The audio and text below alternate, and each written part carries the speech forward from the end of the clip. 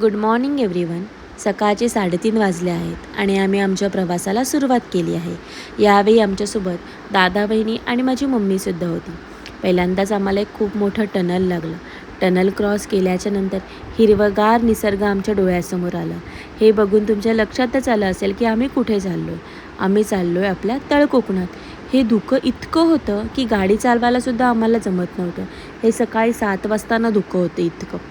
रस्त्याने जाताना जांभा दगडाची छान छान सुंदर सुंदर घरे आम्हाला दिसत होती. तसेच एक छान सुंदर ज्या देवळाचं बांधकाम चालू होतं, अजूनही झालं नव्हतं, ते सुंदर असं देऊळ आम्हाला क्रॉस झालं.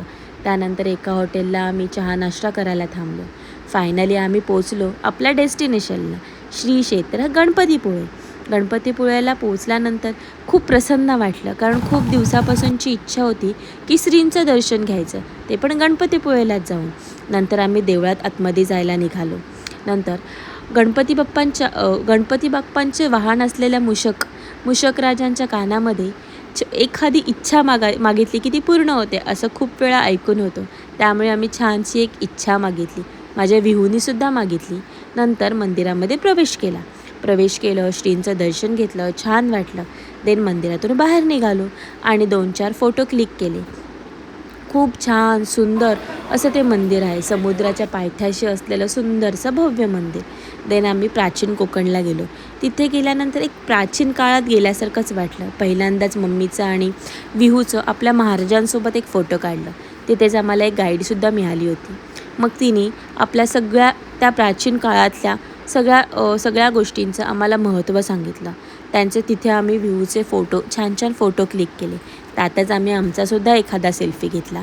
तिथे गेलोच म्हटलं तर फोटोबाजीसुद्धा व्हायलाच पाहिजे, म्हणून मी आणि कोमलने जरा 2-4 फोटो काढले. ते बघून माझ्या आहोनासुद्धा वाटलं की आपण पण काढावे, म्हणून त्यांनीसुद्धा काढले. असं सुंदर हिरवंगार निसर्गातून आम्ही चालत होतो. रस्त्याला पुढे जात होतो. खूप सुंदर वाटलं, ऑसम एक्सपिरियन्स होता तो. तिथेच नंतर आणखीन एखादा फोटो क्लिक करून आम्ही प्राचीन कोकणमधून निघालो. आमचं नंतरचं डेस्टिनेशन होतं आरेवारे बीच. किती अथांग समुद्र आहे हा, आणि तिथून एका स्पॉटवरून दिसणारं समुद्राचं सुंदर रूप खूपच छान वाटत होतं. ह्यावेळी आमचा आरेवारे बीचला जाण्याचा प्लॅन काहीतरी वेगळाच होता. तिथे जाऊन आम्हाला 2 गोष्टी करायचं होतं. एक म्हणजे स्वतः जाऊन जेवण करायचं होतं आणि एक ॲडव्हेंचर करायचं होतं. तिथे जातानाचा जो रस्ता आहे, वा अप्रतिम असं वाटत होतं की आपण कुठे गेलो आहे. खरंच म्हणतात ना, कोकण म्हणजे स्वर्ग. लिटरली हा अनुभव आम्हाला आला. खूप छान वाटलं त्या आपल्या स्वर्गात जाऊन, सुंदर असं. फायनली आम्ही आरेवारे बीचवर पोचलो. एखादी जागा पाहिली आणि आम्ही आमच्या कार्यक्रमाला सुरुवात केली. पहिल्यांदा गॅस पेटवला आणि इकडे आरेवारे बीच आणि आमचं जेवण चालू आहे इकडे. थोरे हाय. से हाय कोमल, से हाय. आज आम्ही बीचवरती जेवण करतोय. जेवण इन द सेन्स भात आणि कोलंबीचा रस्सा. साधं सोपं सुटसुटीत असं जेवण करतोय. सगळ्यांनी जेवायला. कसं होतंय, जस्ट कांदा कापलाय, लसूण कोमलने सोडले, टॅमॅटो कापते आणि आता थोड्या वेळाने बनवून झालं की मी दाखवेन कसं झालंय. कुकर तर लागला आमचा, भात कधीही होईल. जेवायला या आम्ही कुकर दाखवतो तुम्हाला. हे आमचे भात घालतायत इकडे.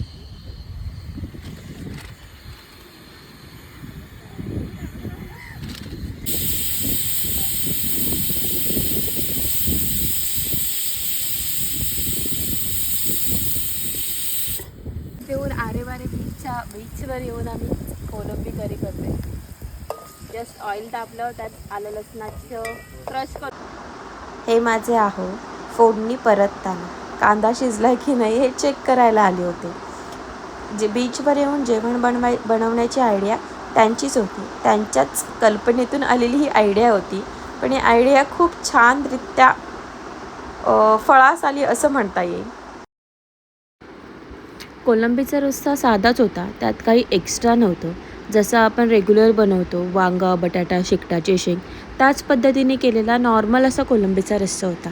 पण तो वेगळ्याच ठिकाणी जाऊन बनवला असल्या कारणाने त्याची चव काहीतरी वेगळीच लागत होती. म्हणजे आपण फिरायला जातो आहे आणि तिथे जाऊन आपणच आपलं जेवण बनवून खातो आहे, हे खूप छान वाटत होतं. हे आम्ही पहिल्यांदाच केलं होतं, पण ते खूप छान झालं होतं. देन आम्ही आमचं दुसरं ॲडव्हेंचर ट्राय करायला गेलो. ते होतं झिप लाईन. वाव, किती सुंदर होतं ते सगळं. आमचा फर्स्ट अटेम्प्ट होता, आमचा फर्स्ट एक्सपिरियन्स होता.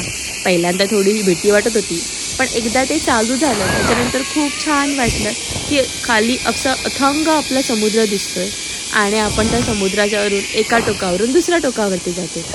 खरं तर मी खाली पाहिलंच नाही, कारण भीती वाटेल असं भीती वाटत होती किंवा भीती वाटेल याची भीती होती. त्याच्यामुळे मी खाली पाहिलंच नाही, पण तो क्रॉस करून आल्यानंतर खूप छान वाटलं. देन जरा एंडला जाताना उतरताना खरंच मी घाबरली होती, पण छान एक्सपिरियन्स होता, खूप छान वाटलं. हे सगळं झाल्याच्या नंतर आम्ही परतीच्या मार्गे निघालो. Back to pavilion. आता आम्ही घरी चाललो. जिसको बोलते हैं ड्राइवर के ऊपर का भरोसा. ये भी सोई है हमारी, ये भी सोई हुई है. सुंदर असं सनसेट झालं होतं. ते सनसेट बघत आम्ही पुढे चाललो होतो. 6 वाजलेच होते आणि सगळ्यांना कंटाळासुद्धा आला होता. त्याच्यामुळे आम्ही एका स्टॉलवरती चहा घ्यायला थांबलो. ज्या स्टॉलवरती थांबलो होतो तिथूनच आम्हाला असा सुंदर वॉटरफॉलसुद्धा दिसला.